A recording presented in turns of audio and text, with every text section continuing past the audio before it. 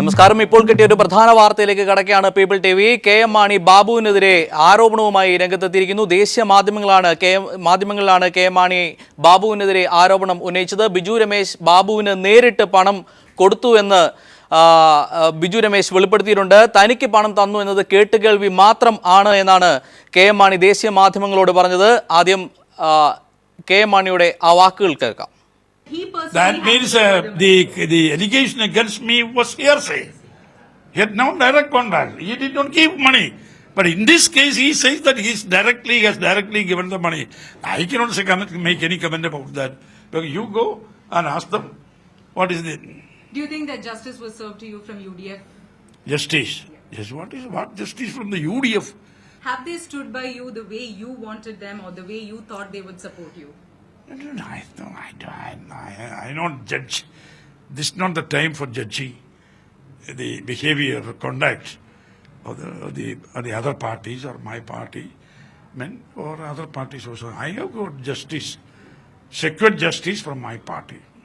Will you approach the Supreme Court or any other higher authorities to remove these kinds of scriptures from the High Court, whatever has been said? No. So far, no. ഈ വാർത്തയുടെ കൂടുതൽ വിവരങ്ങളുമായി ജീവൻ news ഡെസ്കിൽ നിന്ന് ചേരുകയാണ്. ജീവൻ, മാണിയുടെ വാക്കുകൾ വളരെ വ്യക്തമാണ്. ബാബുവിനെതിരെ കൃത്യമായ ഒളിയമ്പാണ് ഇപ്പോൾ കെ.എം. മാണി നടത്തിയിരിക്കുന്നത്. തനിക്ക് പണം തന്നു എന്നത് കേട്ടുകേൾവി മാത്രമാണ്. പക്ഷേ ബാബുവിന് നേരിട്ട് പണം കൈമാറി എന്ന് കെ.എം. മാണി ഇപ്പോൾ പറഞ്ഞിരിക്കുമ്പോൾ എന്തൊക്കെ കാര്യങ്ങളാണ് അതിൽ നിന്ന് വ്യക്തമാകുന്നത്? ജീവൻ. ജോർജറ്റ്, നമുക്കറിയാം വളരെ ദിവസങ്ങളായി, അതായത് അദ്ദേഹം രാജിവെച്ചതിന് ശേഷം വളരെ ഖിന്നരാണ് തൻ്റെ രാജിയിൽ. കാരണം താൻ പാർട്ടിയിലും മുന്നണിയിലും ഒറ്റപ്പെട്ടു എന്ന ഒരു ചിന്ത അദ്ദേഹത്തിൻ്റെ മനസ്സിലുണ്ട്. താൻ മാത്രമല്ല, താൻ കുറ്റക്കാരനാണെങ്കിൽ താൻ മാത്രമല്ലല്ലോ, തനിക്കെതിരെ മാത്രമല്ലല്ലോ ആരോപണം ഉയർന്ന മറ്റു മന്ത്രിമാരുണ്ടല്ലോ, അവർ രാജിവെക്കുന്നില്ല. തൻ്റെ മാത്രം പ്രതിച്ഛായ നഷ്ടം തനിക്കുണ്ടായി എന്ന ദുഃഖം അദ്ദേഹത്തിൻ്റെ മനസ്സിലുണ്ട്. അദ്ദേഹം പലപ്പോഴും ഒളിഞ്ഞും തെളിഞ്ഞുമെല്ലാം അത് പറയാൻ ശ്രമിക്കുന്നുണ്ട് എങ്കിൽ പോലും പലപ്പോഴും നാവിൽ കുടുങ്ങി കിടക്കുകയാണ്. അതിനാണ് ഇപ്പോൾ ഒരു ദേശീയ മാധ്യമത്തോട്, ANA അടക്കമുള്ള CNN, IBN അടക്കമുള്ള മാധ്യമങ്ങളോട് സംസാരിക്കവേ വളരെ ആനുഷംഗികമായി അദ്ദേഹം ഇപ്പോൾ പറഞ്ഞിരിക്കുന്നു. അദ്ദേഹത്തിൻ്റെ വാക്കുകളിൽ അത് വളരെ വ്യക്തവുമാണ്. തനിക്കെതിരെയുള്ളത് കേട്ടുകേൾവിയുടെ അടിസ്ഥാനത്തിലാണ് തനിക്കെതിരെയുള്ള കേസ്. എന്നാൽ കെ ബാബുവിന് പണം നൽകി എന്നത് നേരിട്ടാണ് പറഞ്ഞിരിക്കുന്നത്. എന്തുകൊണ്ട് ബാബുവിനെതിരെ കേസെടുക്കുന്നില്ല എന്ന് അത് അവരോട് ചോദിക്കൂ എന്നാണ് അദ്ദേഹം പറഞ്ഞിരിക്കുന്നത്. വാക്കുകളിൽ വളരെ വ്യക്തമാണ്. ഒരുപക്ഷെ അദ്ദേഹത്തിൻ്റെ പരിമിതമായ ഭാഷയിൽ അദ്ദേഹത്തിന് നിലവിലുള്ള അദ്ദേഹത്തിൻ്റെ അവസ്ഥയുടെ അടിസ്ഥാനത്തിൽ പറയാൻ കഴിയുന്നതിൻ്റെ പരമാവധിയാണ് അദ്ദേഹം പറഞ്ഞിരിക്കുന്നത്. നേരത്തെ മാധ്യമങ്ങളോട്, ഞാനടക്കമുള്ള മാധ്യമങ്ങൾ അദ്ദേഹത്തോട് ഇൻ്റർവ്യൂ നടത്തുമ്പോൾ പത്രസമ്മേളനത്തിൽ വെച്ച് പലവരും പറയാൻ അദ്ദേഹം ശ്രമിക്കുന്നുണ്ടെങ്കിൽ പോലും അദ്ദേഹത്തിന് UDF-ലെ തനിക്കെതിരെയുള്ള ഇരട്ട നീതിയുടെ ഭാഗമായി തനിക്ക് കിട്ടിയിരിക്കുന്ന ഈ പുതിയ പദവി നഷ്ടത്തിൻ്റെ ഭാഗം അദ്ദേഹം വളരെ കൃത്യമായി വിശദീകരിക്കാൻ ശ്രമിക്കുന്നുണ്ട്. അത് ഒരു പരിധി കൂടെ കടന്ന് ഒരു ദേശീയ മാധ്യമത്തോട് പറഞ്ഞിരിക്കുന്നു. കെ ബാബുവിനെതിരെയുള്ളത് വെറും കേട്ടുകേൾവിയുടെ അടിസ്ഥാനത്തിലുള്ള ഒരു കേസല്ല, അത് വളരെ ഗൗരവതരമാണ് എന്ന് അദ്ദേഹത്തിൻ്റെ പഴയകാല സഹപ്രവർത്തകൻ, ഒരു ദിവസം മുമ്പ് അദ്ദേഹത്തോടൊപ്പം മന്ത്രിസഭയിൽ ഉണ്ടായിരുന്ന വ്യക്തി തന്നെ ഇപ്പോൾ പറഞ്ഞിരിക്കുന്നു, കെ ബാബുവിനെതിരെയുള്ളത് കേട്ടുകേൾവിയുടെ അടിസ്ഥാനത്തിലുള്ളതല്ല, എന്നാൽ തനിക്കെതിരെയുള്ളത് കേട്ടുകേൾവിയുടെ അടിസ്ഥാനത്തിലുള്ളതാണ്. 2 കേസുകൾ, മാണിക്കെതിരായ കേസിനേക്കാൾ വളരെ ഗൗരവതരമാണ് കെ ബാബുവിനെതിരായ കേസ് എന്ന് പീപ്പിൾ അടക്കമുള്ള മാധ്യമങ്ങൾ പറയുന്നതിന് കുറെ കൂടെ സ്ഥിരീകരണം മാണിയുടെ വാക്കുകളിലൂടെ ഉണ്ടാവുന്നു. അതാണ് ഏറെ ഗൗരവതരം. ജീവൻ, നമ്മൾ അല്പം മുമ്പ് മാണിയുടെ വാക്കുകൾ തന്നെ കേട്ടതാണ്. തനിക്കെതിരെ ഉള്ളത് രാഷ്ട്രീയ ഗൂഢാലോചനയാണ് എന്നാണ് മാണി പറഞ്ഞത്. എന്നാൽ ഒരിക്കൽ പോലും ബിജു രമേശിൻ്റെ പേര് ഒരു ആക്ഷേപമായി എടുത്തു പറയാത്ത കെ.എം. മാണി ബാബുവിൻ്റെ പേര് കൃത്യമായി തന്നെ ഇപ്പോൾ പരാമർശിച്ചിരിക്കുന്നു. ബാബുവിന് ബിജു രമേശ് നേരിട്ടാണ് പണം കൊടുത്തത് എന്ന് പറയുമ്പോൾ ഒരു മന്ത്രിയുടെ പേര്, ഇപ്പോൾ സ്ഥാനം നഷ്ടപ്പെട്ട മറ്റൊരു മന്ത്രി പറയുമ്പോൾ എത്രത്തോളം ഗുരുതരമാണ് ആ കാര്യം? ജോർജ്, അത് വളരെ കൃത്യമാണല്ലോ. കാരണം കെ.എം. മാണിയെ പോലൊരു വ്യക്തി, അദ്ദേഹത്തോടൊപ്പം കഴിഞ്ഞ 4.5 വർഷം UDF സംവിധാനത്തിൻ്റെ അവിഭാജ്യമായ ഭാഗമായിരുന്നൊരു വ്യക്തി, മന്ത്രിസഭയിൽ കൂട്ടായി തീരുമാനങ്ങൾ എടുക്കുന്നതിൽ 2 വകുപ്പുകൾ, അതായത് ബാർ ലൈസൻസ് പുതുക്കുന്നതുമായി ബന്ധപ്പെട്ട് 2 വകുപ്പുകളുടെ അനുമതിയാണ് ഈ കാര്യത്തിൽ വേണ്ടത്. ഒന്ന് എക്സൈസ് വകുപ്പിൻ്റെയും 2 നിയമവകുപ്പിൻ്റെയും. നിയമവകുപ്പിൻ്റെ മന്ത്രി പരിപൂർണമായി കുടുങ്ങിയിരിക്കുന്നു, അദ്ദേഹം രാജിവെച്ചിരിക്കുന്നു. ഇനി ഉള്ളത് എക്സൈസ് മന്ത്രിയാണ്. എക്സൈസ് മന്ത്രിക്കെതിരെയുള്ള കേസുകളുടെ ഗൗരവതരമായ കാര്യങ്ങൾ നമുക്കറിയാം. 10 കോടി രൂപ വാങ്ങിയതായിട്ടാണ് ബിജു രമേശ് അദ്ദേഹത്തിൻ്റെ CRPC 164 പ്രകാരം വഞ്ചൂർ കോടതിയിൽ കൊടുത്തിരിക്കുന്ന രഹസ്യമൊഴി, വിജിലൻസ് മുമ്പാകെ കൊടുത്തിരിക്കുന്ന രഹസ്യമൊഴി. ആ കാര്യത്തിൽ കെ ബാബു പറഞ്ഞിരിക്കുന്ന കാര്യങ്ങൾ വളരെ കൃത്യമാണ്. മറ്റൊന്നിലും അമ്പിളിയുടെ കെ മാണിയുടെ കേസിലുള്ളതുപോലെ മറ്റൊരു ദൃക്സാക്ഷി ഈ കാര്യത്തിലുണ്ട്. റമീസ് എന്ന് പറയുന്ന വ്യാപാരി വ്യവസായി ഇവിടുത്തെ ചേംബർ ഓഫ് കൊമേഴ്സിൻ്റെ പ്രസിഡന്റ് കൂടിയായ വ്യക്തിയാണ് റമീസ്. റമീസ് പറഞ്ഞിട്ടുണ്ട്, ഞാൻ ബിജു രമേശ് കെ ബാബുവിന് പണം കൈമാറ്റം ചെയ്യുമ്പോൾ കെ ബാബുവിൻ്റെ ചേംബറിൽ അതിന് ദൃക്സാക്ഷിയായി ഞാൻ ഉണ്ടായിരുന്നു എന്ന് അദ്ദേഹം പറഞ്ഞിട്ടുണ്ട്. ബിജു രമേശ് പറയുന്നൊരു കാര്യം, ഈ കാര്യത്തിൽ ഞാൻ പണം കൈമാറുമ്പോൾ പണം കെ ബാബു കൈകൊണ്ട് എടുത്തു വാങ്ങി അദ്ദേഹത്തിൻ്റെ പ്രൈവറ്റ് സെക്രട്ടറിയായ സുരേഷ് പൈയോട് എടുത്തുകൊണ്ട് കാറിൽ വെക്കാൻ പറഞ്ഞു. കാറിൽ കൊണ്ടുപോയി വെച്ചു, സുരേഷ് പൈ കൊണ്ടുപോയി വെച്ചു എന്നതടക്കം വളരെ കൃത്യമായ മൊഴിയാണ് കെ ബാബുവിനെതിരെ ഉള്ളത്. മാണിയും ഇപ്പോൾ അതുതന്നെയാണ് പറയുന്നത്.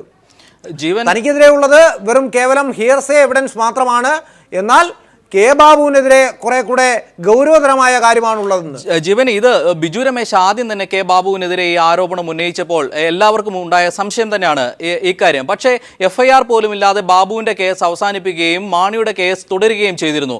പക്ഷേ ഇനി ബിജു രമേശ് വീണ്ടും ബാബുവിനെതിരെ കേസുമായി മുന്നോട്ട് പോകുമെന്നാണ് പറയുന്നത്. മാണിയുടെ ഇങ്ങനെ ഒരു പ്രസ്താവന വന്ന സ്ഥിതിക്ക് ഇനിയൊരു അന്വേഷണ സംഘത്തിന് ഒരു പിൻവലിയൽ സാധ്യമാണോ?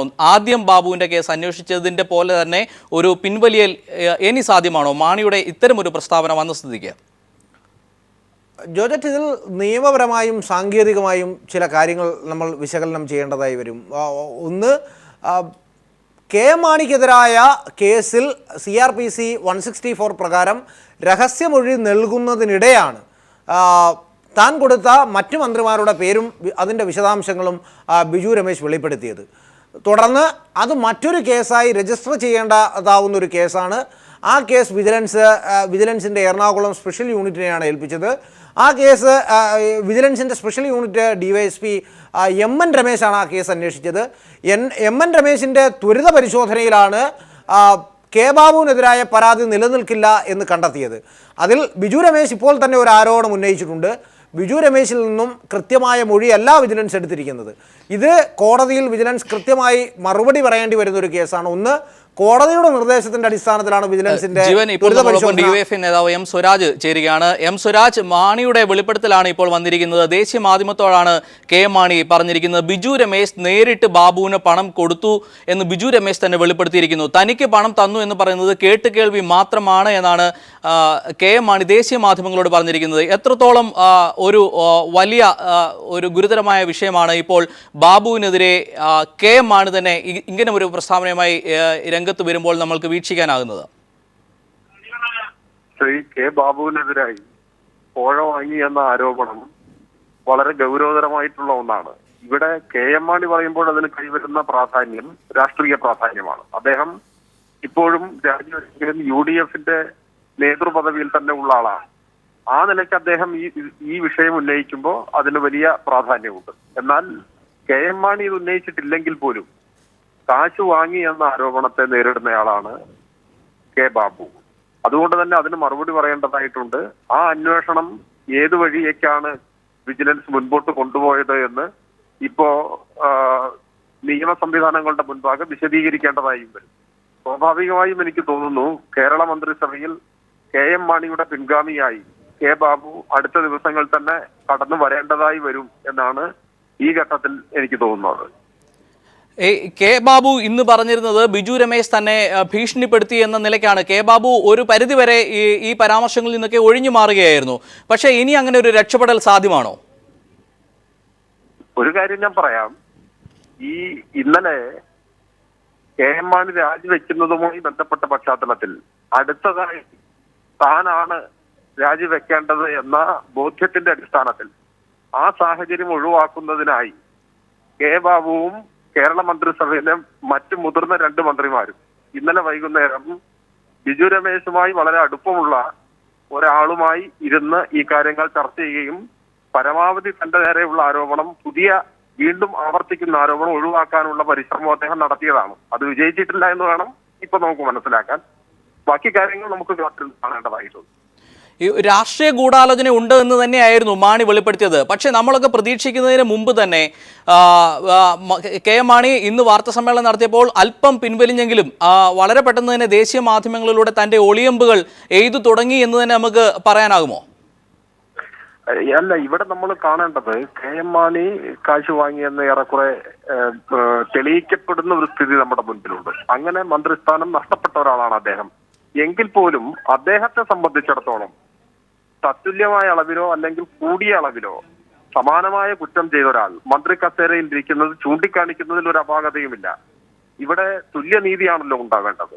അങ്ങനെയാണെങ്കിൽ ഒരു നിമിഷം പോലും മന്ത്രി കസേരയിൽ ഇരിക്കാൻ യോഗ്യനല്ല കേരളത്തിന്റെ എക്സൈസ് വകുപ്പ് മന്ത്രി. ആ കാര്യം മന്ത്രി കസേര നഷ്ടപ്പെട്ട ഘട്ടത്തിലെങ്കിലും കെ എം മാണിക്ക് പറയാൻ കഴിഞ്ഞില്ലെങ്കിൽ പിന്നെ എപ്പോഴാണ് പറയുക? അതുകൊണ്ട് അദ്ദേഹം അത് പറയുന്നതിൽ മറ്റൊരു അസ്വാഭാവികത എനിക്ക് തോന്നുന്നില്ല. എം സ്വരാജ് ദയവായി തുടരുക. ഇപ്പോൾ ടി സിദ്ദിഖ് കൂടി നമ്മുടെ ടെലിഫോണിൽ നമ്മോടൊപ്പം ചേരുകയാണ്. T Siddique, K M Mani ഇപ്പോൾ ദേശീയ മാധ്യമങ്ങളോട് പറഞ്ഞിരിക്കുന്നത് താങ്കൾ ഇതിനകം തന്നെ അറിഞ്ഞു കാണും. ബിജു രമേശ് നേരിട്ട് പണം കൈമാറിയിട്ടുണ്ട് എന്നാണ് പറഞ്ഞിരിക്കുന്നത്. കെ ബാബുവിന് ബിജു രമേശ് നേരിട്ട് പണം കൈമാറിയിട്ടുണ്ട്, തനിക്ക് പണം തന്നു എന്ന് പറയുന്നത് കേട്ടുകേൾവി മാത്രമാണ് എന്നാണ് ഇപ്പോൾ ദേശീയ മാധ്യമങ്ങളോട് കെ എം മാണി പ്രതികരിച്ചത്. എങ്ങനെ കാണുന്നു? ഞാൻ ആ വിഷയം അറിഞ്ഞിട്ടില്ല. ഒന്ന്. രണ്ടാമത്തെ കാര്യം, മാണി സാറിന്റെ കേസുമായി ബന്ധപ്പെട്ടുകൊണ്ട് 337 സാക്ഷികൾ ഒരാള് പോലും മാണി സാറിനെതിരായിട്ട് സംസാരിച്ചില്ല. ഒന്നുകിൽ ഈ ആന്റി കറപ്ഷൻ ആക്ട് അട്രാക്ട് ചെയ്യണമെങ്കിൽ അതിന്റെ സെക്ഷൻ 713(1)D അട്രാക്ട് ചെയ്യണമെങ്കിൽ 3 കാര്യം നടക്കണം. ഒന്ന്, ഡിമാൻഡ്, ആക്സെപ്റ്റൻസ്, ഗിവിങ്. ഈ 3 ഒരു രീതിയിലും തെളിവ് ചെയ്തിട്ടില്ല എന്ന് ഇല്ലിക്കാടിന്റെ ജഡ്ജ്മെന്റിലെ 29ാമത്തെ പേജിൽ 32ാമത്തെ പാരഗ്രാഫിൽ തന്നെ ഇല്ലിക്കാട് പറഞ്ഞിട്ടുണ്ട്. പക്ഷെ ഇല്ലിക്കാടിന്റെ അവസാനം പറഞ്ഞിട്ടുള്ളത് പ്രൈമാ ഫേസി കേസുണ്ട്. പക്ഷെ ആ ഒബ്സർവേഷൻസ് എല്ലാം തന്നെ ഹൈക്കോടതി നീക്കി. ഞങ്ങൾക്ക് തുടരന്വേഷണത്തിൽ മാണി സാർ എക്സോണറേറ്റ് ചെയ്യപ്പെടും എന്നുള്ള കാര്യത്തിൽ ഞങ്ങൾക്ക് തർക്കമില്ല. രണ്ടാമത്തെ കാര്യം, കെ ബാബുവിന് ഡയറക്റ്റ് ആയി പണം നൽകി എന്ന് 164 statement Thiruvananthapuram judicial first class magistrate കോടതി 2-ൽ ശ്രീ ബിജു രമേശ് നൽകിയതായിരിക്കുന്ന സ്റ്റേറ്റ്മെന്റിൽ ഒരിടത്ത് പോലും കെ ബാബുവിന് പണം നൽകി എന്ന് പറഞ്ഞിട്ടില്ല. പിന്നെ ബിജു രമേശ് ആരാ എന്നുള്ളത് നിങ്ങൾ പരിശോധിക്കുക. 9 ബാർ ഉണ്ടായിരുന്ന ഒരു വ്യക്തി, 15 ലക്ഷത്തോളം രൂപ ഡെയിലി വീട്ടിലേക്ക് കൊണ്ടുപോയിരുന്ന ഒരു വ്യക്തി. ആ വ്യക്തിയുടെ പണം മുഴുവൻ പോയി ഒരു നയാ പൈസ എടുക്കാൻ ഗതിയില്ലാത്ത ഒരുത്തനെ പോലെ നടക്കുന്ന ഘട്ടത്തിൽ ഈ ഗവൺമെന്റിനെ അട്ടിമറിക്കാൻ വേണ്ടി പുള്ളി 2015 മാർച്ച് മാസം 30-ാം തീയതി പുള്ളി എറണാകുളത്തെ ഹോട്ടലിൽ ഗോകുലം പാർക്ക് ഹോട്ടലിൽ വെച്ചുകൊണ്ടൊരു മീറ്റിംഗ് നടത്തി. ആ മീറ്റിംഗിൽ ബിജു രമേശിന്റെ പ്രസംഗം ശ്രീ കെ ബാബു, ബഹുമാന്യനായ മന്ത്രി ശ്രീ ബാബു തന്നെ അതിന്റെ CD പ്രകാശനം പുറത്തിറക്കുകയുണ്ടായി. ആ പ്രസംഗത്തിൽ ബിജു പറഞ്ഞിരിക്കുന്നത്, കോടിയേരിയും പിണറായി വിജയൻ അടക്കമുള്ള ആളുകൾ നമ്മുടെ എല്ലാ ബാറും തുറക്കാം എന്ന് ഉറപ്പു തന്നിട്ടുണ്ട്, വിദേശ മദ്യ വ്യാപാരം തുടങ്ങാം, സൗകര്യം ചെയ്യാം എന്ന് പറഞ്ഞിട്ടുണ്ട്. ഒരൊറ്റ കാര്യമാണ് അവർ ആവശ്യപ്പെട്ടത്. അവർ ആവശ്യപ്പെട്ടിരിക്കുന്നത് കൂടുതൽ മന്ത്രിമാർക്കെതിരെ നിങ്ങൾ ആരോപണം ഉന്നയിക്കണം. ആ രീതിയിലുള്ള ആരോപണമാണ് ഇപ്പോൾ ഉന്നയിച്ചിരിക്കുന്നത്. ക്വിക്ക് വെരിഫിക്കേഷൻ നടത്തി ആ വെരിഫിക്കേഷൻ ഒരു ചോദ്യം ശ്രീ സിദ്ദിഖ്, ഒരു ചോദ്യം താങ്കളോട് ചോദിക്കാനുണ്ട്. കെ ബാബുവിനെതിരെ മറ്റാരും പരാതി പറഞ്ഞിട്ടില്ല എന്നാണ് താങ്കൾ പറയുന്നത്, മൊഴി രേഖപ്പെടുത്തിയിട്ടില്ല എന്നാണ് താങ്കൾ പറയുന്നത്. അത് വസ്തുതാ വിരുദ്ധമല്ലേ? കാരണം ചേംബർ ഓഫ് കൊമേഴ്സിന്റെ പ്രസിഡന്റ് റമീസ് അദ്ദേഹം പണം കൈമാറ്റം നടത്തുന്നതിന്, അതായത് ബിജു രമേശ് സെക്രട്ടേറിയറ്റിലെ കെ ബാബുവിന്റെ ചേംബറിൽ വെച്ച് പണം കൈമാറ്റം നടത്തുന്നത് കണ്ടു എന്ന് വിജിലൻസ് മുമ്പാകെ പറഞ്ഞ സാക്ഷിയാണ്. എന്തുകൊണ്ടാണ് താങ്കൾ അങ്ങനെ വസ്തുത മറച്ചു വെച്ചുകൊണ്ട് സംസാരിക്കുന്നത്? അപ്പൊ ഒന്ന്, നാഴികക്ക് 40 വട്ടം വാക്ക് മാറ്റി പറയുന്ന ബിജു രമേശ് കൊടുത്തിരിക്കുന്ന സാക്ഷി ആരാന്നറിയോ? റസീഫ് മുഹമ്മദാണ്. ആരാണ് റസീഫ് മുഹമ്മദ് എന്നറിയോ? ഇവിടെ ഈ ആരോപണം ഉന്നയിക്കുന്നവരും സാക്ഷികളെയും നിങ്ങൾ തിരിച്ചറിയണം. Raseef Muhammad, son of Muhammad Abdul Khader, number 42, Srivalli, Subhash Nagar, Vallakkadavu PO, Thiruvananthapuram 1. ഈ വ്യക്തി തിരുവനന്തപുരം ട്രിവാൻഡ്രം ക്ലബിൽ അദ്ദേഹത്തിന് അംഗത്വം കിട്ടാൻ വേണ്ടി കേരള യൂണിവേഴ്സിറ്റി വൈസ് ചാൻസലറുടെ സീലും ഒപ്പും വ്യാജമായി ഉണ്ടാക്കി അതിന്റെ പേരിൽ വെരിഫിക്കേഷനിൽ പിടിക്കപ്പെട്ട് അദ്ദേഹത്തിനെതിരെ FIR നിലവിലുള്ളതായിരിക്കുന്ന വ്യക്തിയാണ്. ഏറ്റവും വലിയതായിരിക്കുന്ന കള്ളന്മാരും അഴിമതിക്കാരും ഇതുപോലെയുള്ള ആളുകൾ കൂട്ടുപിടിച്ചാണ് മാന്യന്മാരായിട്ടുള്ള മന്ത്രിമാർക്കെതിരെ ഇവിടെ ആരോപണം ഉന്നയിച്ചിരിക്കുന്നത്. ഈ ആരോപണത്തിന്റെ അടിസ്ഥാനപരമായിട്ടുള്ള കാര്യം നിങ്ങളൊന്ന് പരിശോധിക്കണം. മ്യൂസിയം പോലീസിൽ രജിസ്റ്റർ ചെയ്തിരിക്കുന്ന ആ കേസിന്റെ ഇപ്പോഴത്തെ സ്റ്റാറ്റസ് എന്താണെന്ന് താങ്കൾക്ക് അറിയാമോ? റഫീസിനെതിരെ പോലീസ് ഏത് തരത്തിലുള്ള ചാർജാണ് ഫ്രെയിം ചെയ്തിരിക്കുന്നത്? കുറ്റവിമുക്തനാക്കിയിട്ടുണ്ടോ ഇല്ലയോ താങ്കൾക്കറിയാമോ? താങ്കളുടെ ഗവൺമെന്റ് ആണല്ലോ കേരളം ഭരിക്കുന്നത്. റമീസിനെതിരായി FIR നമ്പർ 2083/2015 അതിന്റെ ഡേറ്റ് 24 FIR രജിസ്റ്റർ ചെയ്തിട്ടുണ്ട് എന്ന് ഞാനും സമ്മതിക്കുന്നു. സിദ്ദീഖ് ഇടപെടുന്നതിൽ ക്ഷമിക്കണം. FIR രജിസ്റ്റർ ചെയ്തിട്ടുണ്ട് എന്ന് ഞാനും സമ്മതിക്കുന്നു. ആ കേസിൽ പോലീസ് നടത്തിയ ഇൻവെസ്റ്റിഗേഷനിൽ കണ്ടെത്തിയ കാര്യങ്ങൾ കൂടെ താങ്കൾക്ക് പറയാൻ കഴിയുമോ? അല്ല, ഇൻവെസ്റ്റിഗേഷന്റെ ഭാഗമായി ട്രിവാൻഡ്രം ക്ലബാണ് ഈ സർട്ടിഫിക്കറ്റ് വെരിഫിക്കേഷൻ കൊടുത്തത്. ട്രിവാൻഡ്രം ക്ലബിന്റെ വെരിഫിക്കേഷനിൽ സർവകലാശാല നൽകിയിരിക്കുന്ന മറുപടി ട്രിവാൻഡ്രം ക്ലബ്ബ് കൊടുത്തതായിരിക്കുന്ന കേസിൽ യൂണിവേഴ്സിറ്റി ഓഫ് കേരള 24/2015 നൽകിയിരിക്കുന്ന മറുപടി Shri Raseef Muhammad has not been issued a BSc degree certificate with register number 7331/April 9293. ഇങ്ങനെ ഒരു ഡിഗ്രി സർട്ടിഫിക്കറ്റ് അദ്ദേഹത്തിന് ഇഷ്യൂ ചെയ്തിട്ടില്ല എന്ന് കേരള യൂണിവേഴ്സിറ്റി വളരെ കൃത്യമായി മറുപടി നൽകി എന്നുള്ളത് മാത്രമല്ല, sub inspector museum police station തിരുവനന്തപുരത്തിന് കൺട്രോളർ ഓഫ് എക്സാമിനേഷൻ 29/4/2015 ഒരു മറുപടി, ഒരു കത്തൂറ കൊടുത്തിട്ടുണ്ട്. 2 വർഷങ്ങൾക്ക് മുമ്പ് രജിസ്റ്റർ ചെയ്ത ഈ കേസിൽ എന്തുകൊണ്ടാണ് താങ്കളുടെ പോലീസ് റമീസിനെ അറസ്റ്റ് ചെയ്ത് ജയിലിലടയ്ക്കാത്തത്? 2 വർഷം മുമ്പേ അല്ല, 2015 ഏപ്രിൽ മാസം 29-ാം തീയതിയാണ് കേരള യൂണിവേഴ്സിറ്റി ഇതിന്റെ ലെറ്റർ കൊടുത്തിരിക്കുന്നത്. അതിന്റെ അന്വേഷണം കൃത്യമായി നടക്കുന്നുണ്ട്. വ്യാജ സീലും വ്യാജ ഒപ്പും വൈസ് ചാൻസലറുടെ വരെ ഉണ്ടാക്കി വ്യാജമായ ഏർപ്പാട് നടത്തുന്ന റസീഫ് മുഹമ്മദ് കണ്ടു എന്ന് പറയുന്ന ആളാണ് കള്ളം പറയുന്ന ബിജു രമേശ്. രണ്ടാമത്തെ കാര്യം, എന്തുകൊണ്ടാണ് ഈ ആരോപണങ്ങളൊക്കെ ഉയർത്തുന്നത് എന്നുകൂടെ നിങ്ങളൊന്ന് പരിശോധിച്ചേ. എന്തുകൊണ്ടാണ് ഈ ആരോപണം ഉയരുന്നത്? നിങ്ങളൊന്ന് ഞാൻ ഒരു ചെറിയൊരു കാര്യം കൂടെ പറഞ്ഞുകൊണ്ട് അവസാനിപ്പിക്കാം. ഒന്ന്, കെ ബാബു ഊർജ്ജസ്വലായ മദ്യവിരുദ്ധ പ്രവർത്തകനാണ്. ഒരിക്കലും മദ്യം കഴിക്കാത്ത വ്യക്തിയാണ്. അഴിമതി രഹിതനായ പൊതുപ്രവർത്തകനാണ്. ആദ്യം മന്ത്രിയായി നിയുക്തനായ സന്ദർഭത്തിൽ തന്നെ 14 ഇടതുപക്ഷ ജനാധിപത്യ മുന്നണിയുടെ ഭരണകൂടം 14 ബീവറേജസ് കോർപ്പറേഷന്റെ ഔട്ട്ലെറ്റുകൾ പുതുതായി ആരംഭിക്കാൻ തീരുമാനമെടുത്തപ്പോ അത് ആരംഭിക്കേണ്ടതില്ല എന്ന് തീരുമാനിച്ച വ്യക്തിയാണ്. മാത്രമല്ല, ബാറിന്റെ പ്രവർത്തന സമയം 5.5 മണിക്കൂർ വെട്ടിക്കുറച്ച വ്യക്തിയാണ് അദ്ദേഹം. അത്തരം വിശദാംശങ്ങളിലേക്ക് നമുക്ക് ഇപ്പോൾ പോകാൻ തൽക്കാലം സമയമില്ല. എന്തായാലും താങ്കൾ ദയവായി ലൈനിൽ തുടരുക. സ്വരാജ്, സിദ്ദീഖ് പറഞ്ഞ കാര്യങ്ങൾ താങ്കൾ കേട്ടിട്ടുണ്ടാവും. ബിജു രമേശ് സാക്ഷിയായി ഹാജരാക്കിയിരിക്കുന്ന വ്യക്തിയുടെ ക്രെഡിബിലിറ്റിയെ സംബന്ധിച്ചാണ് അദ്ദേഹം ഈ കാര്യത്തിൽ പറഞ്ഞിരിക്കുന്നത്. എന്താണ് താങ്കൾക്ക് തോന്നുന്നത് സിദ്ദീഖിന്റെ ഈ വാദത്തോട്? അത്യന്തം കൗതുകകരമായിട്ടാണ് എനിക്ക് തോന്നിയത്. ഞാനതൊരു തമാശയായിട്ട് കേൾക്കുകയായിരുന്നു. കാരണം നിങ്ങൾ സിദ്ദീഖിനോട് ചോദിച്ച ചോദ്യം എന്താ? ചോദ്യം KM മാണിയുടെ പ്രതികരണത്തെ സംബന്ധിച്ചല്ലേ? അദ്ദേഹം പറഞ്ഞ മറുപടി എന്താ? ഈ അരി എത്ര ചോദിക്കുമ്പോൾ പയറഞ്ഞാഴി എന്നൊക്കെ നമ്മൾ സാധാരണ പറയുന്നതിന്റെ ഉത്തമ ഉദാഹരണമല്ലേ ഇവിടെ കണ്ടത്. ഈ സാക്ഷിയുടെ ക്രെഡിബിലിറ്റിയെ കുറിച്ച് എനിക്കറിഞ്ഞൂടാ കേട്ടോ. എനിക്ക് സാക്ഷിയെയും അറിയില്ല. പക്ഷെ ഒരു കാര്യം ഞാൻ പറയാം, വ്യാജരേഖ തയ്യാറാക്കിയതിന്റെയും കോപ്പി അടിച്ചതിന്റെയും അങ്ങനെ പിടിക്കപ്പെട്ടതിന്റെയും ഡീബാർ ചെയ്തതിന്റെ ഒക്കെ ചരിത്രം പരിശോധിച്ച് നമ്മളങ്ങ് പോയാൽ, ഇപ്പൊ ഞാൻ ആരുടെയും പേര് പറയുന്നില്ല, വേണമെങ്കിൽ ഈ ചർച്ചയിൽ തന്നെ പേര് പറയാം, അത് ഉയർന്ന നേതാക്കന്മാരും മുമ്പ് മന്ത്രി കസേരയിൽ ഇരുന്നവരും ഒക്കെ കുറച്ച് ബുദ്ധിമുട്ട് അനുഭവിക്കും എന്ന് മാത്രം സാന്ദർഭികമായി പറയുന്നു. ഞാൻ ഒറ്റ കാര്യം പറയാം. ഇതിലിപ്പോ ചർച്ചയുടെ ഇടയിൽ സിദ്ദീഖ് സൂചിപ്പിച്ചൊരു കാര്യമുണ്ട്. പിണറായിയും കോടിയേരിയും ഒക്കെ ബാറ് തുറന്നു കൊടുക്കാന്ന് പറഞ്ഞുകൊണ്ട്. പിണറായി കേരളത്തിന്റെ എക്സൈസ് മന്ത്രിയാണല്ലോ ഇപ്പൊ, അല്ലെങ്കിൽ മുഖ്യമന്ത്രിയാണല്ലോ, അല്ലെങ്കിൽ കോടിയേരിയാണല്ലോ. ആരോടാണ് ഇതൊക്കെ പറയുന്നത്? നമ്മുടെ മുൻപിലുള്ള വിഷയം എന്താ?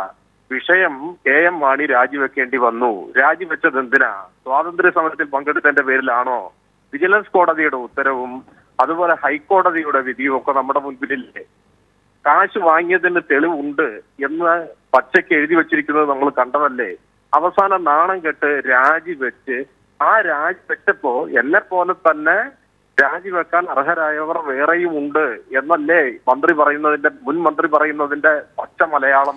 അത് അദ്ദേഹം ദേശീയ മാധ്യമങ്ങളോട് പറഞ്ഞത് ഇപ്പൊ പുറത്തു വന്നിരിക്കുകയാണ്. അത് പുറത്തു വന്നതിനെ സംബന്ധിച്ചാണ് ചർച്ച, അതിനെക്കുറിച്ചാണ് ചോദ്യം. കെ എം മാണി വളരെ ഗുരുതരമായ ഒരു വിഷയം ഉയർത്തുന്നു, അതിനെന്ത് മറുപടി എന്ന് ചോദിക്കുമ്പോ ഈ പറഞ്ഞ മറുപടിയാണോ അതിന്റെ മറുപടിയായിട്ട് നമ്മുടെ മുൻപിൽ പരിഗണിക്കപ്പെടേണ്ടത്? എനിക്ക് വളരെ കൗതുകം തോന്നുന്നത് കേൾക്കും. ടി സിദ്ദീഖ്, അതിനൊരു മറുപടി കൂടി. ഞാൻ സ്വരാജ് ഞാൻ പറഞ്ഞതല്ല ഈ റസീഫ് മുഹമ്മദിന്റെ കാര്യം.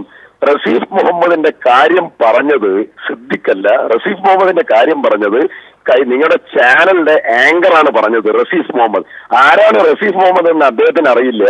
ഞാൻ വളരെ കൃത്യമായി അദ്ദേഹത്തെ കുറിച്ച് പഠിച്ചിട്ടുണ്ട്. അതുകൊണ്ടാണ് ഞാൻ ആ കാര്യങ്ങൾ പറഞ്ഞത്. അത് എന്റെ സംഭാവനയല്ല. ആ സംഭാവന നൽകിയത് നിങ്ങളുടെ ചാനൽ തന്നെയാണ്. രണ്ടാമത്തെ കാര്യം, മാണി സാറ് ഈ അഭിമുഖം നൽകിയതിനെ പറ്റി എന്താണ് പറഞ്ഞത്, അഭിമുഖം നൽകിയിട്ടുണ്ടോ എന്നുള്ളത് എനിക്കറിയില്ല. പക്ഷെ നിങ്ങൾ പറഞ്ഞതനുസരിച്ചുകൊണ്ടാണ് ഞാൻ പ്രതികരിക്കാൻ വന്നിട്ടുള്ളത്. മാണി സാർക്കെതിരായി നടത്തിയിട്ടുള്ള ഒബ്സർവേഷൻസ് മുഴുവൻ നീക്കം ചെയ്തതായ ജഡ്ജ്മെന്റാണ് ഹൈക്കോടതിയിൽ കമാൽ പാഷ നൽകിയിട്ടുള്ളത്. അന്വേഷണത്തിൽ അതൊന്നും തന്നെ പരിഗണിക്കപ്പെടരുത് എന്ന് കൃത്യമായി പറഞ്ഞിട്ടുണ്ട്.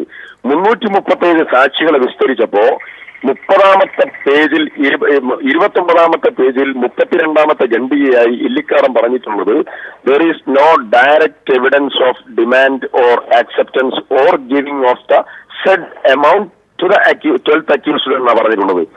അതേ സന്ദർഭത്തിൽ തന്നെ ഇല്ലിക്കാടൻ അതിന്റെ ഫൈനൽ കൺക്ലൂഷൻ പറഞ്ഞിട്ടുള്ളത് പ്രൈമാ ഫേസി കേസുണ്ട്, അതിന്റെ കോൺട്രഡിക്ഷൻസ് ഉണ്ട്. അതുകൊണ്ട് തന്നെ വിജിലൻസിന്റെ ഹെറാർക്കിയും അതിന്റെ എസ്റ്റാബ്ലിഷ്മെന്റും നിലനിർത്താനും ഈ വിധിന്യായത്തിനെ ബിജു രമേശ് അട്ടിമറിച്ചു എന്ന് പറയുന്ന ഒരു അന്വേഷണത്തിന്റെ വിശ്വാസ്യത തന്നെ നഷ്ടപ്പെട്ടിരിക്കുന്ന ഒരു സാഹചര്യത്തിലാണ് ബാബുവിനെതിരെയുള്ള പരാതി ലഘൂകരിച്ച് കാണാൻ ടി സിദ്ദീഖിനെ പോലെ ഉള്ളവർ ശ്രമിക്കുന്നത്. അങ്ങനെയാണോ വാസ്തവം? എന്നോടാണോ ചോദ്യം? അതെ അതെ, എം സ്വരാജ്.